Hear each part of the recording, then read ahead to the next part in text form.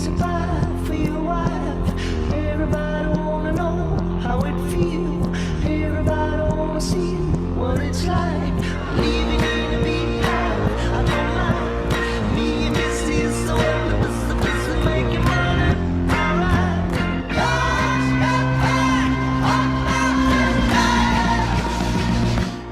Greenback Boogie. Bonjour et bienvenue dans Legal Club Sandwich. Aujourd'hui, c'est la reprise du Legal Club Sandwich, donc ce rendez-vous pour passer un bon moment et découvrir du contenu de qualité dans une ambiance détendue. Donc aujourd'hui, comme je le disais, c'est la reprise, saison 6, épisode 51. Et je suis ravie de retrouver mes acolytes favoris, Lindia Le Sauvage et Pierre Landy, que je vous présenterai juste après, si vous ne les connaissez pas encore, ce qui est, je pense, impossible aujourd'hui. Alors, pour me présenter rapidement, Audrey Deléris, je suis manager au sein du cabinet de chasse de tête FedLegal. J'y accompagne les directions juridiques et fiscales sur le recrutement du juriste au directeur juridique et aussi bien pour des startups que des groupes du CAC 40 dans les secteurs de l'industrie, des services et de la tech. Et j'ai la chance de co-animer le Fleet Network que j'ai cofondé avec Pierre ici présent en 2019, ce réseau de juristes dans la tech et en startup qui réunit plus de 500 membres aujourd'hui. Et donc, comme je vous le disais, je ne suis pas seule, nous sommes trois chroniqueurs du coup, et je suis accompagnée de Lindia Le Sauvage et de Pierre Landy. Donc, Lindia Le Sauvage, c'est la coach de prise de parole en public que le monde entier nous envie. Elle accompagne les directions juridiques, mais aussi toutes les directions de l'entreprise. C'est une experte de la process-com et elle anime une formation exceptionnelle au Théâtre des Variétés, pour ceux qui veulent aller encore plus loin que leur présentation et leur prise de parole en public. Lindia, comment tu vas aujourd'hui ? Je vais bien, je suis ravie de vous retrouver. Cette saison 6 était attendue. Je suis ravie d'être là et notre invité aussi. On va passer un très beau moment. Ravie de te retrouver aussi, Lindia. Et de quoi est-ce que tu vas nous parler durant ta chronique aujourd'hui ? Alors, ma chronique aujourd'hui va porter sur comment exprimer un désaccord ou une erreur de manière constructive, à l'oral ou à l'écrit, et les 3 erreurs majeures. Eh bien, patientez jusqu'à la fin de l'émission pour en savoir un petit peu plus. Et Lindia et moi, nous sommes accompagnés de Pierre Landy, qui est avocat au barreau de Paris. Il est passé par Disney avant de devenir directeur juridique de Yahoo, puis de la licorne Ledger. Il est également cofondateur de l'Alliance d'avocats, un accent qui n'existe pas, de l'Alliance d'avocats européenne ENCO. Et aujourd'hui, Pierre est executive mentor et accompagne les directions juridiques, mais pas seulement, sur leur leadership et leur positionnement dans l'entreprise. Pierre, comment tu vas aujourd'hui ? Écoute, je vais très bien. Je reviens de Floride, où fidèle à ma brand, j'ai passé du temps à Walt Disney World, tu vois, donc je porte mes couleurs aujourd'hui. Et puis, avec ça, au moment, je suis bronzé, tout va bien. Et je suis ravi de démarrer cette saison 6 de Legal Club Sandwich, où on a un planning pour la saison très éclectique et avec plein d'invités passionnants. Donc, voilà, on est très, très excités de recommencer cette nouvelle saison. Et puis, tu as De quoi tu vas parler aujourd'hui ? pardon. De quoi tu vas nous parler aujourd'hui durant ta chronique ? Eh bien, aujourd'hui, je vais vous donner mes 10 conseils pour organiser un séminaire juridique, mais en fait, ça s'appliquerait à n'importe quel type de séminaire qui soit réussi. Voilà, vous en saurez plus à la fin de l'émission. Merci beaucoup Pierre, merci Lindia. Donc, comme j'étais ravie de vous retrouver. Et aujourd'hui, nous avons une invitée exceptionnelle pour cette émission de reprise. C'est Oksana Zopini du cabinet BG2V. Oksana, merci d'avoir accepté notre invitation. Comment vas-tu aujourd'hui ? Très, très bien. Je suis ravie d'être avec vous et de pouvoir ouvrir cette nouvelle saison 6. Merci beaucoup pour votre invitation. Merci à toi. Est-ce que tu peux te présenter rapidement à nos auditeurs ? Oui, donc je suis avocat corporate M&A du cabinet BG2V Avocats, donc qui est le cabinet en droit des affaires. Et je suis également en charge du département ukrainien que nous avons créé il y a quelques mois avec mon associé Roland Guigny. Merci Oksana. Et alors, quel est le message général que tu souhaites donner à nos invités aujourd'hui ? Alors, le message général est suivant. Il ne faut pas attendre la fin de la guerre. Il faudra soutenir l'Ukraine dès maintenant. On ne parle pas de la reconstruction, mais on parle plutôt de soutenir l'effort de résilience dont font preuve les Ukrainiens quotidiennement. Donc, c'est ça mon message. Attendez pas la fin de la guerre, commencez à vous intéresser à l'Ukraine dès maintenant. Merci Oksana, on va en parler en effet plus en détail. Est-ce que pour commencer, tu pourrais nous parler de cette initiative qu'a eu le cabinet BG2V de fonder justement ce département ukrainien, les initiatives que vous avez eues jusqu'à présent ? Alors, nous avons créé ce département, comme je vous ai mentionné, il y a quelques mois avec Roland Guigny, donc mon associé corporate M&A. La mission de ce département, c'est d'accompagner les entreprises françaises qui souhaitent mener des projets d'investissement en Ukraine, mais aussi d'accompagner, d'apporter le conseil juridique à toutes les entreprises ou entrepreneurs ukrainiens en leur langue maternelle qui souhaitent intégrer le marché français. Et dans cet objectif, nous avons déjà fait quelques initiatives, notamment notre conférence du 9 mars dernier sur la présentation des mécanismes d'incitation à l'investissement en Ukraine. Et nous avons été très heureux d'accueillir presque 120 participants. Donc, ce sont des acteurs institutionnels, mais aussi des entreprises françaises et les entreprises ukrainiennes. Je crois, Oksana, également que tu voulais nous parler du partenariat avec le Fit for Ukraine, il me semble. Oui. Donc, encore l'une de nos initiatives, c'était de soutenir le Fit for Ukraine. Donc, c'était une initiative qui a été lancée par Ukraine Invest et qui est agence gouvernementale de promotion d'investissement en Ukraine. Donc, nous avons été aussi le partenaire de ce grand événement qui a eu lieu la semaine dernière. Puis, nous avons également intégré les réseaux qui s'appellent Global Business for Ukraine. Donc, c'est le réseau qui a été créé par EBA, donc European Business Association, et qui est le plus grand réseau d'affaires en Ukraine. Donc, je suis contente parce que nous sommes le premier Français à intégrer ces réseaux. Et donc, nous utilisons pas mal nos contacts là-bas, justement pour permettre de mettre en relation les entreprises françaises avec les entreprises ukrainiennes et pour mener des projets ensemble.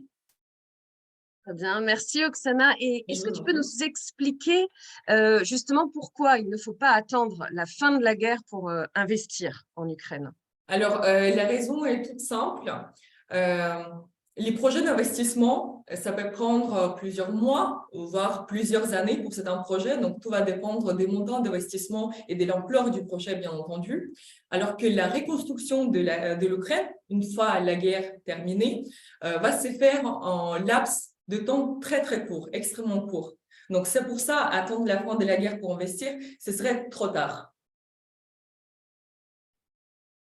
Et une petite question du coup là-dessus, parce que c'est vrai qu'on peut se poser la question vu le contexte justement, à ceux qui ont peur justement d'attendre, qu'est-ce que tu peux, voilà, pourquoi tu peux les rassurer peut-être? On va après parler d'autres questions plus précises, mais comment tu peux les rassurer par rapport au contexte? Alors, je pense que le meilleur moyen de rassurer ces entreprises, c'est peut-être de donner des exemples concrets des Français qui déjà mènent dès aujourd'hui leurs projets. Et donc, j'aimerais justement mentionner la société NeoEco. NeoEco, c'est une société qui travaille dans ce qu'on appelle économie circulaire, c'est-à-dire ils vont transformer des déchets en des nouveaux matériaux pour reconstruire les bâtiments. Donc, eux, ils mènent avec les succès des projets à Gostomel, ils vont même en signer d'autres mémorandums avec d'autres villes de l'Ukraine pour reconstruire des bâtiments entiers. Et donc, ça, c'est aussi la société française qui a pu bénéficier d'une subvention française, donc de l'État français, de FASEP. FASEP, c'est un fonds d'études et d'aide au secteur privé qui a été créé par la France, justement pour soutenir tout ce qui est les petites entreprises, donc pour les entreprises de taille moyenne qui souhaitent mener leur projet en Ukraine. Bien entendu, tout d'abord, il va s'agir donc des entreprises qui vont utiliser des technologies vertes ou vont mener des activités innovantes.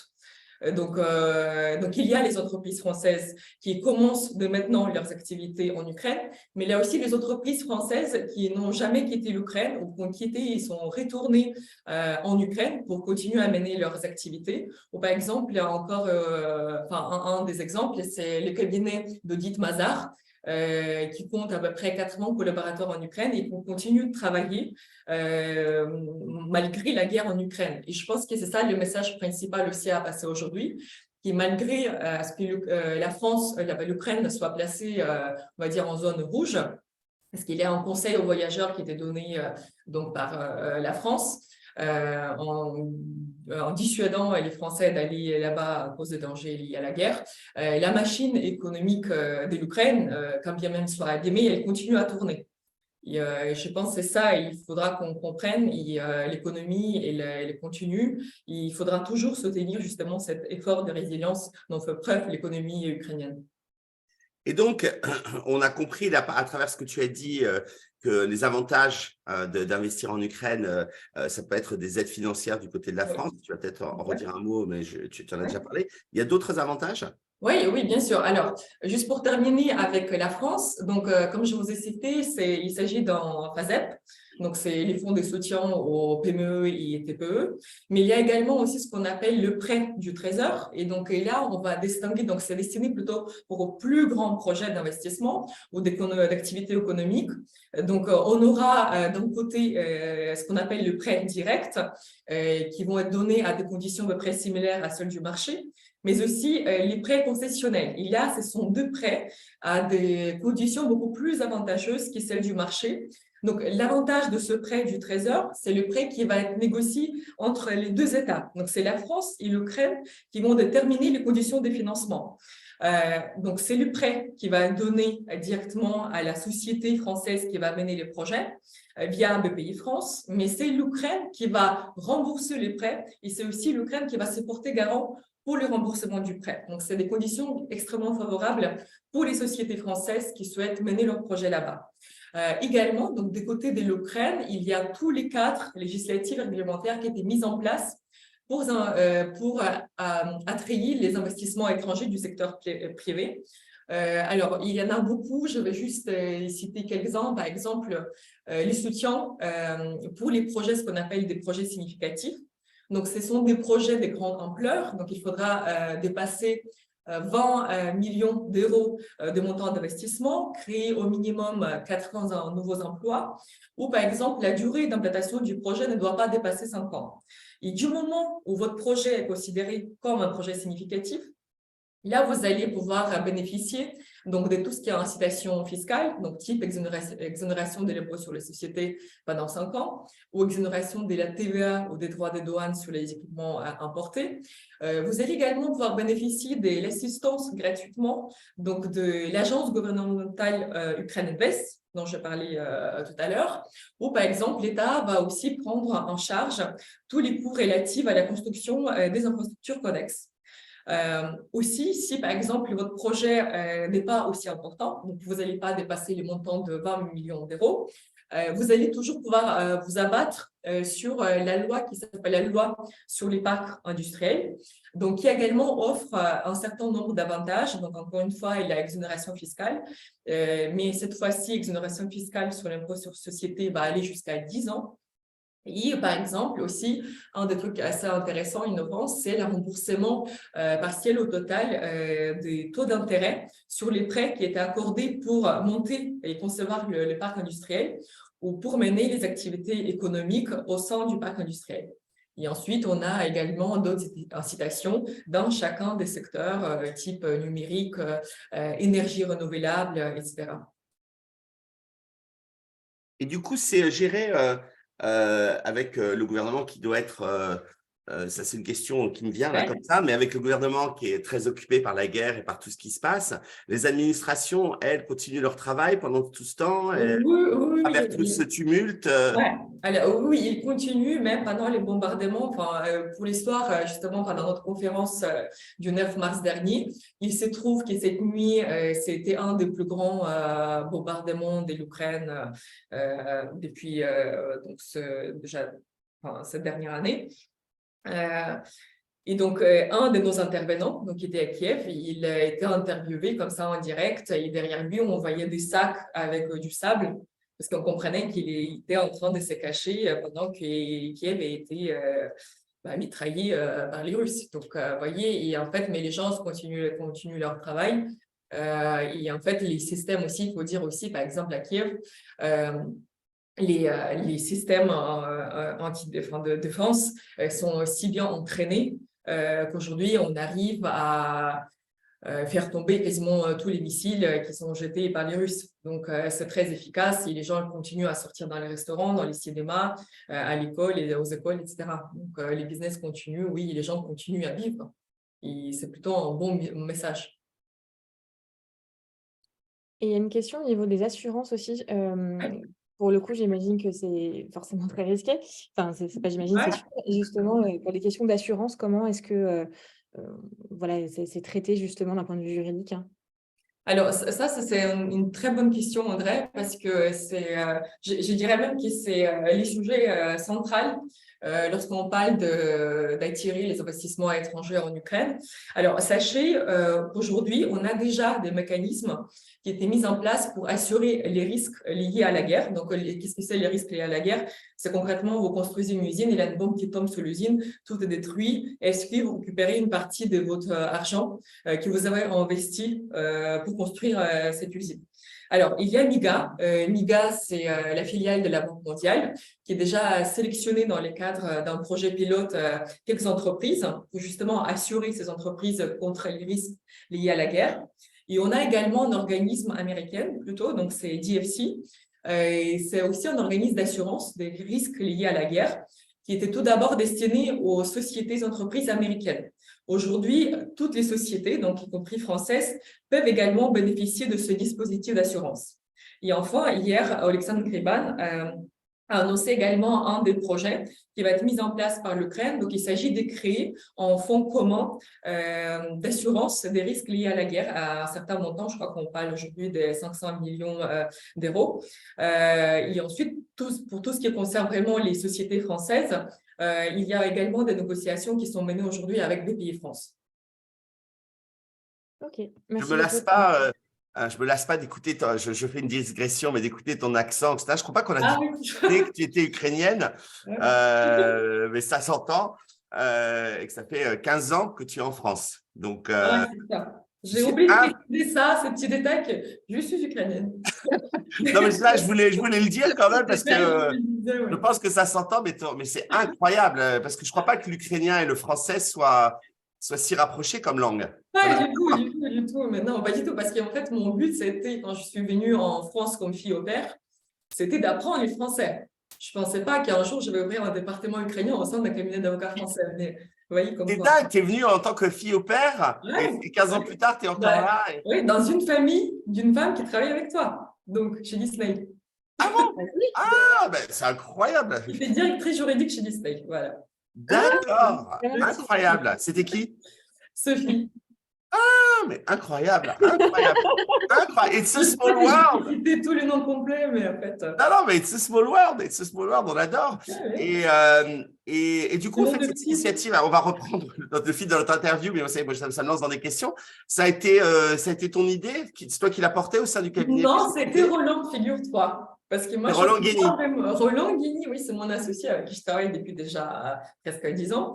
Qui m'a dit un jour, bah, écoute, est-ce qu'on ne va pas commencer à penser à l'Ukraine, etc. Et en fait, on s'est dit, bah, oui, il faut lancer une telle initiative et il faut faire des choses concrètes parce que c'est vrai qu'on parle tous et toutes, il faut aider l'Ukraine, mais il ne faut pas parler juste d'une aide humanitaire. Bien sûr, c'est très, très important, mais je pense qu'il faut qu'on fasse chacun quelque chose à notre échelle. Et pour moi, faire à mon échelle, c'est vraiment d'utiliser mes compétences juridiques, Absolument. mes compétences au service de l'Ukraine. Et vous avez fait, je crois, un kick-off de ça chez BG2V, parce qu'on n'en a pas non plus parlé, donc j'en profite là aussi. C'était quoi? Il y avait beaucoup de monde, parce que j'ai vu les photos passer il y avait une centaine de personnes, c'était énorme. C'est ça, en fait, exactement. En fait, au début, vraiment, honnêtement, parce qu'en fait, l'idée a été née suite aussi à la conférence bilatérale qui a été tenue à Bercy le 13 décembre. Et à Bercy, s'est organisé donc par la France, Macron avec Zelensky.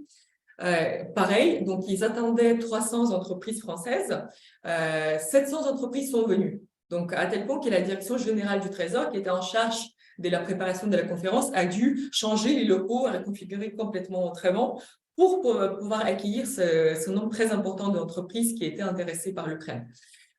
Et ensuite, donc, on s'est dit avec Roland, bah, faisons quelque chose dans les prolongements de la conférence, mais vraiment en mettant sur les côtés pratiques, donc beaucoup moins sur le côté d'information, donc informationnel, faisant vraiment misons sur le networking. Et donc, c'est pour ça qu'on a invité les entreprises françaises qui s'intéressaient peut-être de près ou de loin à l'Ukraine, mais aussi les entreprises qui ont déjà travaillé en Ukraine ou qui étaient les entreprises vraiment purement ukrainiennes. Et en fait, et on a également invité les représentants du ministère de l'économie de côté de la France, donc Météo International, AFP, Proparco, Je pense que je vais encore oublier tout le monde, ambassade, et bien sûr que tout s'était organisé avec l'ambassade, le soutien de l'ambassade d'Ukraine en France.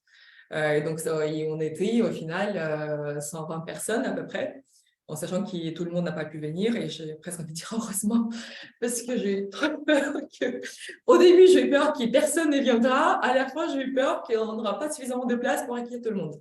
Bon, voilà. Donc, mais c'était très bien, et ça a donné... ça a donné la suite parce qu'il y a des relations qui sont créées. Tout le monde a, j'ai envie de dire, joué au jeu parce que c'est prêté au jeu parce que les gens sont répartis avec plein de cartes de visite et c'était ça le but. C'était vraiment de créer une cohésion entre la France et l'Ukraine, mais vraiment entre les petites entreprises. Voilà. Génial. Bah, écoute, c'est top. Désolé, hein, mesdemoiselles, de ces diversions. Mais, Non, je t'en prie. C'est très bien. mais voilà, je te repasse que Audrey, c'est à toi la parole. Donc, je te redonne. Merci Pierre. Justement, donc on a compris l'importance d'investir dès maintenant et pas d'attendre justement la fin de la guerre. Est-ce que Oksana, tu aurais des conseils pour ces sociétés qui veulent investir? Par où est-ce qu'elles peuvent commencer justement? Alors, déjà, je pense que la première chose à faire, c'est de se demander est-ce que moi, en tant qu'entreprise française, j'ai envie à me développer à l'international, y compris l'Ukraine, mais en faisant abstraction de la guerre. Est-ce que tout court, j'ai envie d'y aller ou pas? Il ne faut pas avoir peur de la guerre. Donc ensuite, il faudra déterminer les objectifs.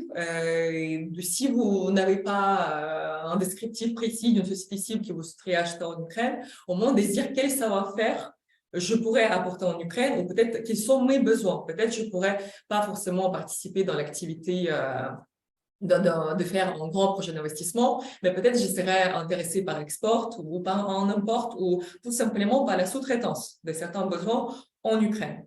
Donc ça, pour moi, c'est vraiment le premier réflexe à avoir. Et ensuite, il faudra activer donc, tous les réseaux côté France et côté Ukraine. Donc la France, encore une fois, comme j'ai dit, la France, l'État français propose des mesures d'accompagnement financier pour les entreprises, peu importe la taille, il peut bien s'agir de petites entreprises, toutes petites entreprises, PME, mais aussi les projets plus importants. Bien sûr, il faudra cocher certains critères. Donc, il faudra contacter, si vous voulez vous bénéficier de soutien financier du côté de la France, il faut s'adresser tout d'abord à la Direction générale du Trésor, mais aussi au service économique de l'ambassade française en Ukraine. Ce sont des gens qui sont très réactifs. Moi, je les connais personnellement. Donc, si vous avez peur de les déranger en direct, adressez-vous à nous. On pourra toujours vous mettre en contact avec tous ces gens-là. Donc, et ensuite, comme je disais, il faudra également commencer à chercher des partenaires potentiels ou une société cible potentielle que vous voulez acheter en Ukraine. Et donc là, encore une fois, il y a tous les réseaux en Ukraine, les réseaux d'affaires, les réseaux institutionnels. Donc là, j'ai cité eBay, donc Global Business for UA. Il y a également la Chambre de commerce ukrainienne qui regroupe aussi un très grand nombre d'entreprises. Donc, il s'agit notamment des PME. Et donc, là encore, on pourra vous mettre en contact avec ces entreprises, d'aider de trouver les partenaires potentiels pour vous. Donc, il s'agit vraiment, pour moi, dans le premier temps, c'est vraiment la mise en relation. Et tout simplement, peut-être, vous allez discuter avec une entreprise ukrainienne qui fait à peu près la même activité que vous. Et en fait, ça va matcher et c'est comme ça que le projet va être né. Alors qu'au début, vous ne pensez même pas à faire des choses ensemble. Oksana, est-ce que tu peux nous parler peut-être des secteurs qui ont continué à se développer en fait malgré la guerre? Alors oui, alors pour moi, les secteurs qui se portent plutôt très bien, c'est les secteurs IT, donc les secteurs numériques. Donc c'est les secteurs qui continuent à évoluer, voire même dire il attire encore plus des gens qui souhaitent sous-traiter en Ukraine parce que l'Ukraine, il est connu d'avoir, c'est vraiment un véritable levier des spécialistes, des ingénieurs informatiques, mais qui présentent un réel avantage compétitif, donc en termes de coût de main-d'œuvre. Donc ça, c'est assez connu. Et donc, il y a beaucoup d'entreprises, même des Silicon Valley, qui sous-traitent leurs services en Ukraine. Et d'autant plus aujourd'hui parce que l'Ukraine, pour cette triste raison, il est devenu vraiment très connu dans le monde entier. Donc, pour moi, je dirais donc c'est les secteurs numériques vers lesquels il faut se tourner, d'autant plus aussi les législateurs ukrainiens ont mis en place un dispositif assez intéressant d'incitation à l'investissement. Donc, ils ont créé toute zone virtuelle donc, qui s'appelle DIA-City. Et donc, c'est DIA-City, il accueille les sociétés informatiques qui cochent un certain nombre de critères. Et donc, pour devenir le résident justement de cette zone virtuelle DIA-City. Et du moment où vous devenez le résident de DIA-City, vous allez pouvoir bénéficier, encore une fois, de certaines incitations à l'investissement. Donc là, encore une fois, les résidents de ce régime peuvent bénéficier d'un régime spécial d'imposition avec les taux d'intérêt d'imposition beaucoup plus bas que ceux du régime général, ou encore les sociétés numériques qui font partie des DIA-City peuvent bénéficier aussi des différents mécanismes contractuels pour mieux protéger les investisseurs, pour également, il y a une plus grande souplesse au niveau du droit du travail. Donc les relations contractuelles avec les salariés, les employés, etc. Donc on peut citer encore et encore, mais donc les services, je dirais, donc les services numériques, mais aussi si vous justement vous pouvez aussi être, vous voulez aussi accompagner par la France. Donc là, on va plutôt viser donc les secteurs qui répondent aux besoins prioritaires des Ukrainiens. Donc, et aujourd'hui, 3 secteurs prioritaires, ce sont habitat, infrastructure, l'eau potable.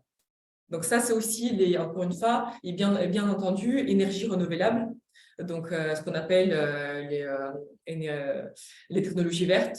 Ça, c'est aussi les secteurs qui vont bénéficier des aides et dans lesquels vous allez pouvoir mener des projets dès maintenant sans attendre la fin de la guerre.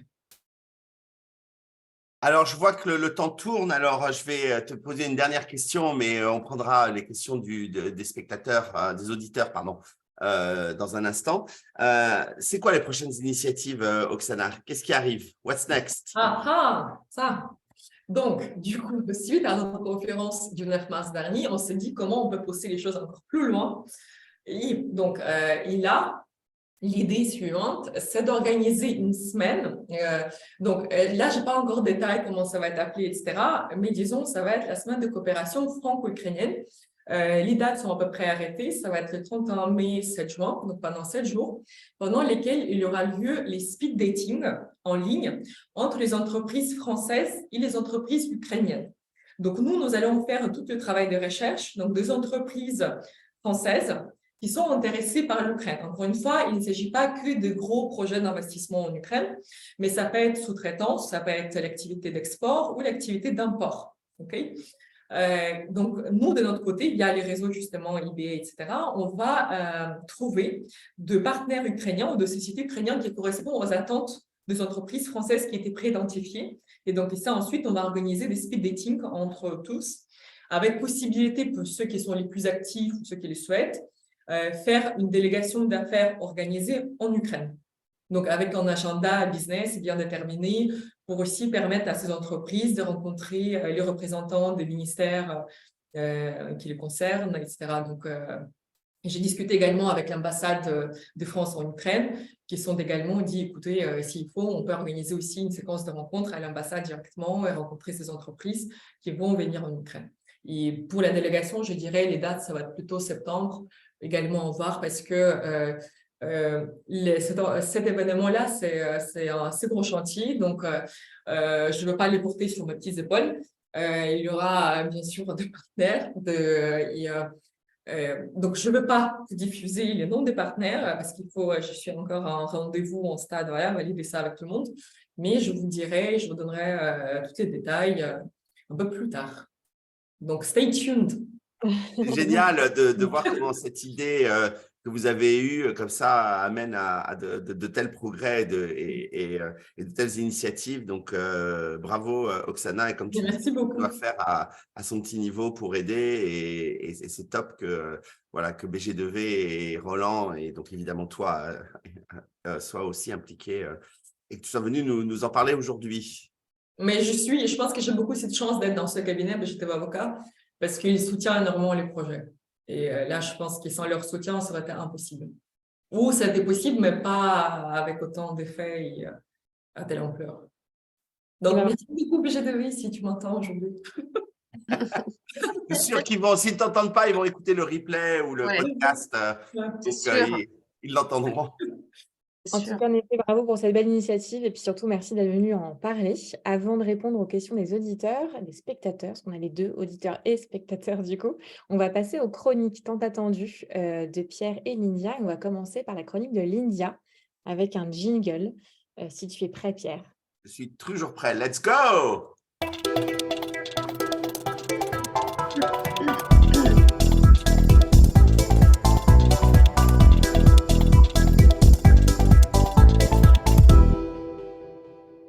Eh bien, aujourd'hui, dans ma chronique, nous allons parler de comment exprimer un désaccord ou une erreur de manière constructive, que ce soit à l'oral et à l'écrit ou à l'écrit, et puis les 3 erreurs majeures, évidemment, à ne pas commettre. Alors, il s'agit de la méthode DESC. Je ne sais pas si certains d'entre vous la connaissent. C'est un outil de communication qui permet de gérer donc les conflits et les désaccords de manière constructive. Et puis aussi, savoir dire non. Ça peut être utile à pas mal de monde. Elle est issue de la CNV, de la communication non violente. Alors, comme vous le savez, la CNV a fait l'objet d'une émission, j'ai bien regardé, c'était l'épisode 47, Pierre Landy, de la saison 5, Audrey, avec notre amie Émilie Lotocar-Cala, mais je vous invite à aller écouter l'émission qui était vraiment très, très inspirante. La CNV, donc une méthode de résolution de conflits basée sur l'expression de nos émotions et de nos besoins. La méthode DESC, dont je vais vous parler aujourd'hui, elle est considérée comme une application spécifique, en fait, de la CNV. Pierre avait envie de nous remettre un petit jingle, mettre un petit peu de relief à ça. Merci Pierre. Et l'acronyme DESC, en fait, signifie D comme décrire la situation, E comme exprimer vos sentiments, S comme suggérer une solution, et enfin le C comme convenir d'un plan d'action. Alors Audrey, je te rassure tout de suite, je vais donner des exemples. Audrey adore les exemples. J'adore les exemples. Alors, la méthode DESC, elle peut t'aider à mieux comprendre les situations conflictuelles en identifiant les comportements spécifiques qui ont causé le problème. Ensuite, elle permet d'exprimer ses sentiments sans blâmer, sans juger l'autre partie et de proposer une solution constructive pour résoudre le problème. Enfin, elle permet évidemment de convenir d'un plan d'action concret pour éviter que la situation ne se reproduise. La méthode DESC, elle est souvent utilisée dans les situations telles que, et ça va vous intéresser tous, les négociations de contrat, je parle à nos amis juristes, mais pas que, les conflits entre collègues, ça arrive tout le temps, ça arrive souvent, et enfin les interactions avec des clients mécontents également, mais je peux aussi vous inviter à l'utiliser dans votre vie personnelle, bien entendu, ça reste entre parenthèses. Elle peut t'aider à désamorcer donc des conflits avant qu'ils ne s'aggravent et à trouver surtout des solutions mutuellement satisfaisantes. Le but, c'est vraiment le côté gagnant-gagnant de la méthode à la fin, à partir du moment où on l'a appliquée. Alors, Audrey, quelques exemples concrets d'utilisation de la méthode DESC, Oksana également, dans le contexte professionnel. On décrit la situation, c'est l'étape numéro 1. Vous êtes en réunion avec des collègues et vous avez remarqué que l'un d'entre eux monopolise la parole et coupe régulièrement les autres. Vous pourriez dire, Pierre, lors de cette réunion, j'ai remarqué que tu avais pris la parole à plusieurs reprises et avais coupé la parole aux autres. Là, vous avez vu que j'ai gardé une voix calme, tranquille, je ne l'ai pas agressé, j'ai juste posé les choses factuellement. Là, on parle en fait des circonstances à l'origine du problème. Je me suis rendu compte que, j'ai vu que, j'ai constaté que, on est vraiment dans le factuel. On ne va pas plus loin. Ensuite, le E, exprimer vos sentiments. Vous pouvez ensuite donc exprimer comment vous vous sentez en tant que résultat de cette situation. Et vous pourriez par exemple dire, moi, Pierre, cela m'a fait me sentir ignoré, voire exclu de la discussion. Encore une fois là, je ne juge pas. Je pose les choses, je parle de mon ressenti. On est d'accord ? Troisièmement, on suggère une solution. Pour éviter que cela ne se reproduise à l'avenir, vous pouvez proposer une solution constructive. Dans ce cas, vous pourriez dire, peut-être pourrions-nous mettre en place un système de tours de parole pour que chacun ait une chance de s'exprimer sans être interrompu. Est-ce que tu es d'accord avec ça ? Et enfin, convenir d'un plan d'action. Vous pouvez convenir d'un plan d'action pour mettre en œuvre cette solution. Dans ce cas, vous pourriez dire, nous pourrions, Pierre, dès la semaine prochaine, commencer par mettre en place ce système de tour de parole à notre prochaine réunion et on s'y tiendra toutes les semaines de la même manière pour que chacun ait une chance de s'exprimer librement. Est-ce que tu es OK avec ça? Si Pierre est OK avec ça, si une conciliation se dessine, alors évidemment, faites-la valider. Merci Pierre, merci pour ton écoute. En étant concret sur la mise en œuvre des actions correctrices, quoi, qui, quand, comment. Et donc, nous sommes d'accord. À partir de la semaine prochaine, nous allons mettre en place ce tour de table pour que chacun ait la chance de s'exprimer. Alors, vous avez vu que là, dans l'exemple que je vous ai donné, évidemment, je n'ai à aucun moment jugé. Je n'ai à aucun moment justifié en disant « je me suis sentie ignorée, vraiment, c'est n'importe quoi ce que tu as fait ». Ça, c'est cuit, on ne peut pas faire ça. On reste sur du factuel, sur des choses très précises. Et surtout, pas de jugement de valeur. Et c'est ça, évidemment, qui est le plus difficile à faire. C'est ça qui est le plus difficile parce qu'on a tendance toujours à vouloir rajouter ce qu'on pense. Et c'est là qu'il faut s'arrêter avant toute chose. Alors, si vous êtes parvenu à ce stade, remerciez évidemment l'autre personne pour son attitude constructive et sa part au traitement du problème. La méthode DESC, Audrey, tu vas me dire si j'ai le temps d'en parler, elle est également valable, évidemment, pour l'écrit. Est-ce que je peux donner un petit exemple, Audrey? Un exemple très court, Lyndia. Alors, un exemple très court. Je vais aller vite. Allez, un autre exemple appliqué dans un contexte toujours professionnel. Vous avez récemment reçu un email, Audrey, de votre manager qui contient des critiques négatives sur ton travail. Tu vas décrire la situation. J'ai reçu un email de votre part qui critique mon travail sur le projet X que nous avons travaillé ensemble. On est sur l'écrit là. Expression de sentiment, étape numéro 2. Vous pouvez exprimer vos sentiments en disant quelque chose comme « Je me sens découragée après avoir lu cet email ». Suggestion, pourriez-vous me donner plus de détails sur les aspects de mon travail qui ont besoin d'être améliorés? Et pouvez-vous m'aider à élaborer un plan pour y remédier? 4e, concrétisation. Pouvons-nous planifier une réunion pour discuter de cela en personne et élaborer un plan d'action pour m'aider à améliorer mon travail sur le projet X? Voilà. Là, encore une fois, tu ne t'es pas justifié, Audrey, tu n'as pas agressé, tu n'as pas attaqué, tu as posé les choses. Et la personne, forcément, dans une attitude constructive, va te répondre. Et toi, tu auras libéré ce sentiment, enfin cette colère ou cette frustration parce que tu l'auras exprimé. En utilisant la méthode DESC, vous êtes en mesure de traiter les critiques de manière constructive tout en demandant des clarifications, en travaillant avec votre manager pour élaborer un plan d'action et pour améliorer votre travail.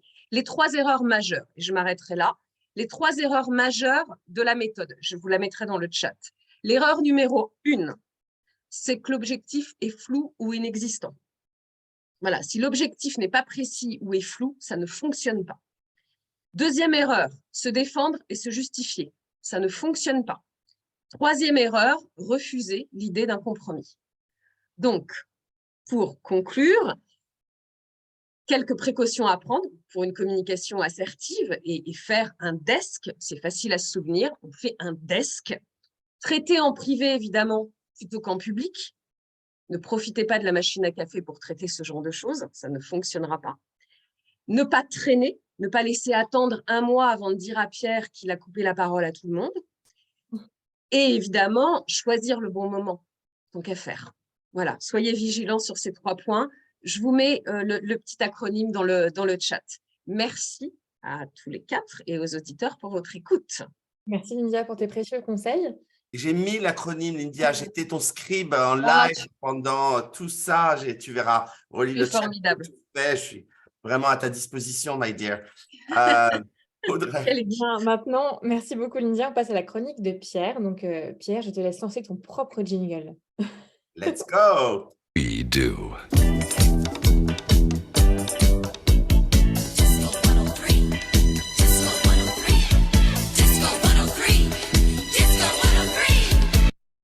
Alors moi, aujourd'hui, je vais vous parler des off-site, vous savez, ces conférences, ces séminaires que vous pouvez organiser, donc, soit avec votre équipe juridique ou avec toute l'équipe. Et c'est de plus en plus prisé par les sociétés qui en organisent de plus en plus. Alors peut-être pas juste en ce moment avec les questions de budget, mais lorsque ça va revenir, c'est quelque chose qui est assez classique. Et l'idée, c'est que ça permet de renforcer les liens de l'équipe, renforcer la cohésion d'équipe, s'assurer que l'équipe travaille ensemble de manière plus efficace. Et lorsque c'est bien fait, eh bien, ça peut vraiment donner des résultats exceptionnels pour l'équipe. Alors, pour que ça soit bien fait, je vais vous donner mes 10 trucs et astuces. Je vais probablement défoncer des portes ouvertes, mais ça fait du bien de s'en souvenir. Donc, la première chose, c'est clairement définir les objectifs du séminaire. Pourquoi est-ce qu'on en fait un? Parce que parfois, on peut juste être tenté de faire un séminaire parce que tout le monde en fait dans l'entreprise et on ne sait même pas pourquoi on en fait un, il faut en faire un. Alors, pourquoi est-ce que je fais ce off-site? Si j'arrive à bien l'organiser, posez-vous ces questions. Quels seront les résultats concrets que j'aurai obtenus avec mon équipe à la fin du off-site? Par exemple, certains membres ne se parlaient plus dans l'équipe et bien finalement maintenant se reparlent. Voilà, ça c'est un KPI, un Key Performance Indicator qui est très clair. Donc, vous pouvez utiliser des tas d'outils pour déterminer les objectifs. Il y a le fameux les objectifs SMART dont on a déjà parlé, vous savez, spécifique, mesurable, atteignable, pertinent, temporel. Vous pouvez utiliser aussi, pour avoir des objectifs, des outils en ligne comme le logiciel de gestion de projet Asana pour créer un plan d'action clair et définir des tâches et des objectifs que vous voulez voir chaque membre de votre équipe bien réaliser à l'issue de ce séminaire. Voilà. Mais donc, ne cédez pas l'intention de faire un off-site pour un off-site, faites quelque chose de clair. Deuxièmement, choisir un lieu approprié. Alors ça, bien évidemment, ça va être déterminant pour votre succès. Ça peut être soit une petite salle, soit un château, soit carrément à l'étranger, soit simplement en province. Encore une fois, ça va dépendre du temps, du budget, de ce que vous avez, mais même le lieu en soi peut être excessivement important. Moi, j'organise des séminaires d'équipe avec beaucoup d'équipes et je propose de faire, j'ai eu la chance de travailler dans les années 2000 chez Yahoo, donc j'ai un très beau loft parisien et j'ai donc très souvent organisé des séminaires d'équipe chez moi, simplement pour sortir l'équipe de son quotidien et que du coup, la conversation, quand on est assis dans un canapé, en train de boire son café, va pas être la même que dans une salle de réunion au bureau. Les mêmes choses ne vont pas sortir. Chez Yahoo, par exemple, on faisait un site européen par an et on changeait de ville chaque année. Et la personne qui était en charge du séminaire changeait chaque année. C'était le directeur juridique local. Un budget, bien sûr, définissez votre budget. Ce n'est pas la peine de partir dans des tours et de faire un truc en Europe si vous avez 2 000 € pour votre journée ou inversement. Voilà. Donc, pensez à votre budget et surtout, faites-le valider en amont par votre CFO ou votre CEO, mais surtout, ne vous faites pas tacler pour avoir organisé un budget, un séminaire hors norme qui n'est pas validé financièrement. Planifier, c'est mon 4e conseil, un programme détaillé. C'est-à-dire qu'il faut pour un bon déroulement de l'événement, eh bien, il faut que tout ça soit organisé, timé. En gros, ça ne veut pas dire de respecter à la minute près tout, mais il faut quand même avoir des grandes masses assez claires. Pensez aux sessions de travail, pensez aux breaks, pensez aux activités, pensez au temps de repas, de temps de café, pensez le matin à la mise en route, que les gens ne démarrent pas tout de suite, ça prend du temps. Voilà, moi je recommande pour un bon séminaire un triptyque, un tiers de travail classique, on va travailler sur le fond des dossiers par exemple, un tiers d'intervenants ou de travail inspirant, de leadership, travailler sur le savoir être de votre équipe et un tiers de pur fun. Et là, je vais en reparler dans un moment.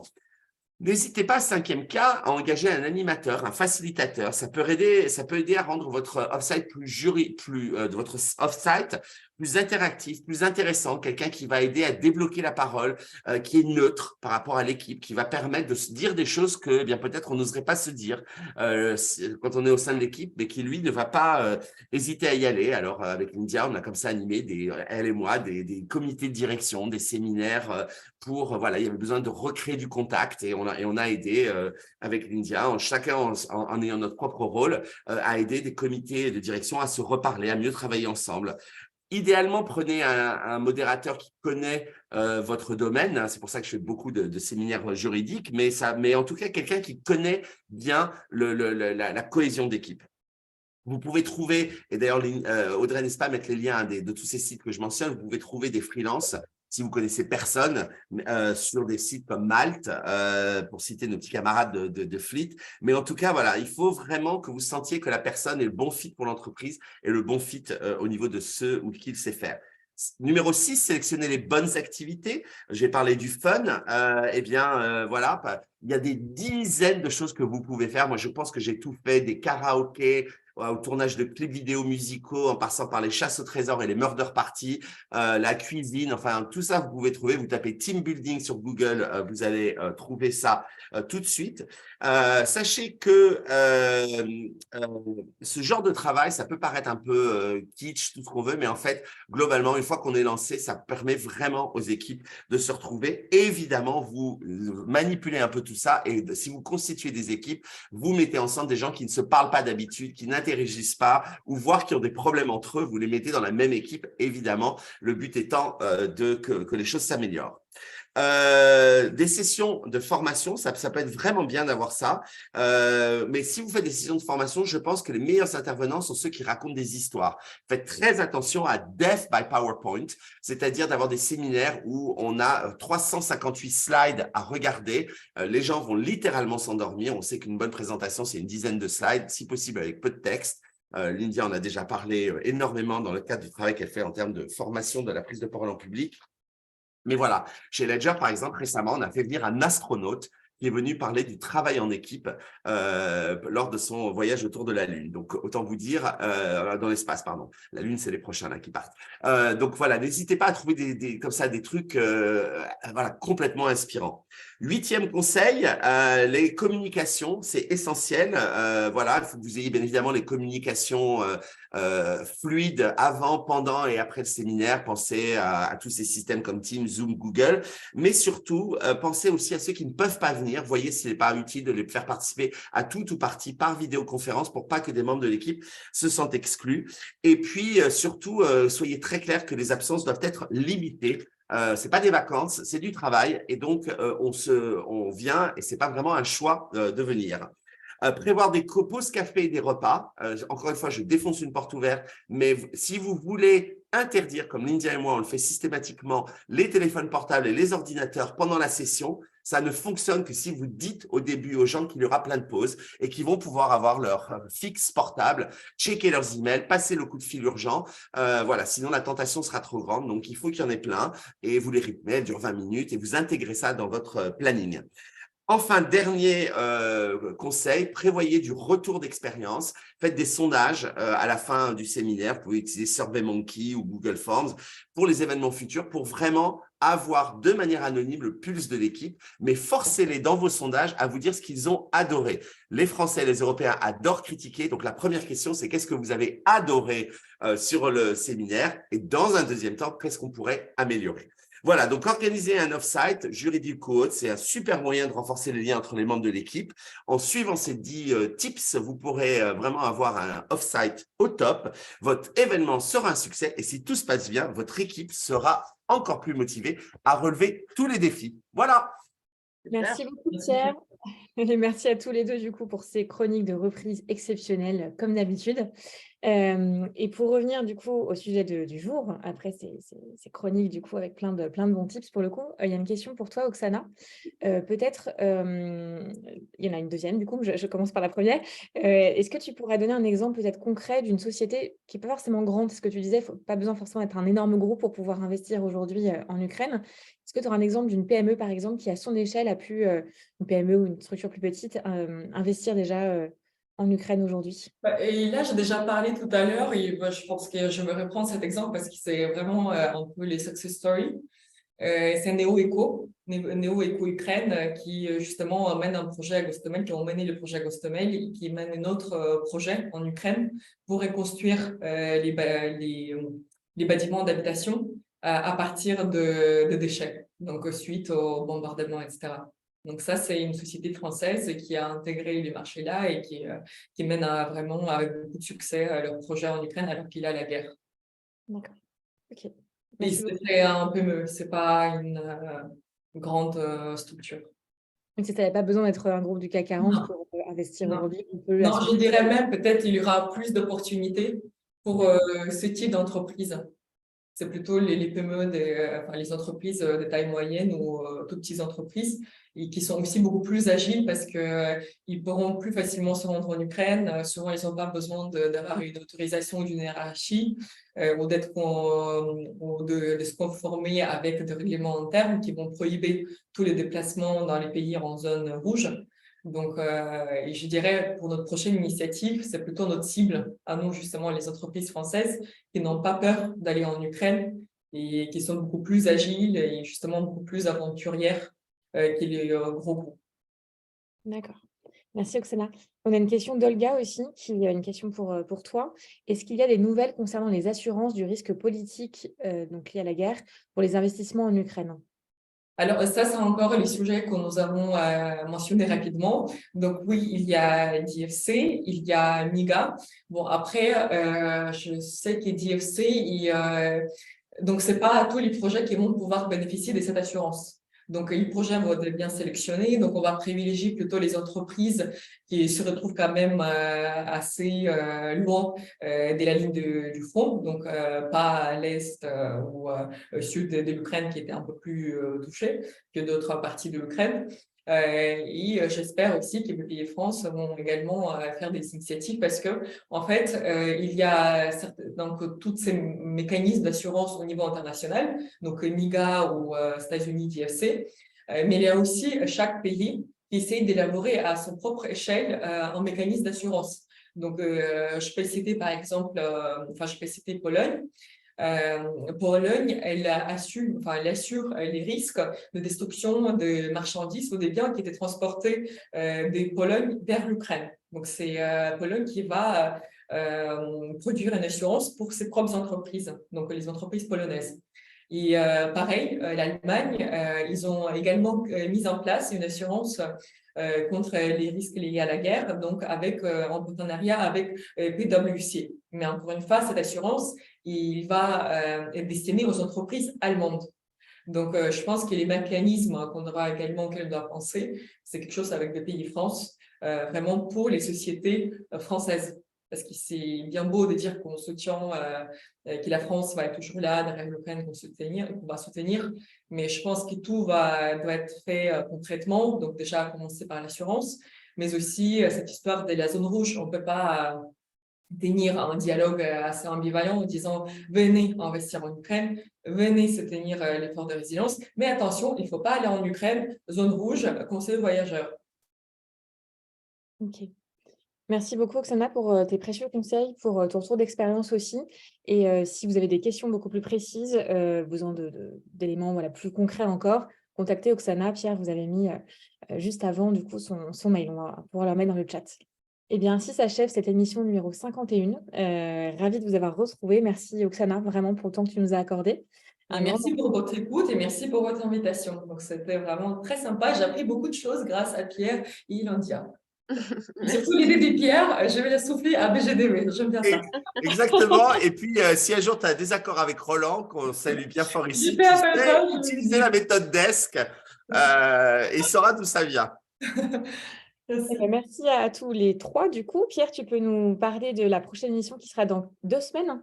Absolument. Et on va recevoir, alors full disclosure, j'ai fait toutes mes études de droit avec elle, mais on va surtout recevoir la pétillante Sophie Avard-Duclos, qui est avocate et qui a récemment quitté une plus grosse structure pour monter sa propre structure. Voilà, elle a décidé qu'elle avait envie de se lancer. Et elle va donc nous parler de son retour d'expérience. Voilà, quand on veut monter sa propre structure d'avocat, à quoi il faut penser quand on soit juriste d'entreprise et qu'on veuille rejoindre la robe, ou qu'on soit dans un grand cabinet qu'on veut quitter et monter sa propre structure. Voilà, à quoi faut-il penser, les écueils, mais aussi les joies. Bref, ça va être encore une émission passionnante. Vous savez que dans Club Sandwich, on essaye vraiment de toucher à tous les domaines du droit dans tous les sens. Donc voilà, ça sera notre sujet dans 15 jours. Merci Pierre, encore une fois, pour cette chronique et cette présentation de la future mission. Merci Lindia, toujours au taquet avec plein de bons conseils. Et merci Oksana pour ton retour d'expérience. Merci à vous. Merci Audrey, à toi d'avoir animé avec brio. Merci Audrey pour la reprise de cette saison. Merci Oksana. Merci à Merci à vous tous. tous. Cette saison qui va bientôt. nous mener jusqu'à mi-juillet, quasiment fin juillet, je crois. Donc franchement, Avec des invités exceptionnels, on ne vous en dit pas plus. ah fait non, non, juste on garde nos un surprises. petit peu quand même. À très bientôt. À très bientôt. Jingle, générique de fin. See the money won't stay, fear me.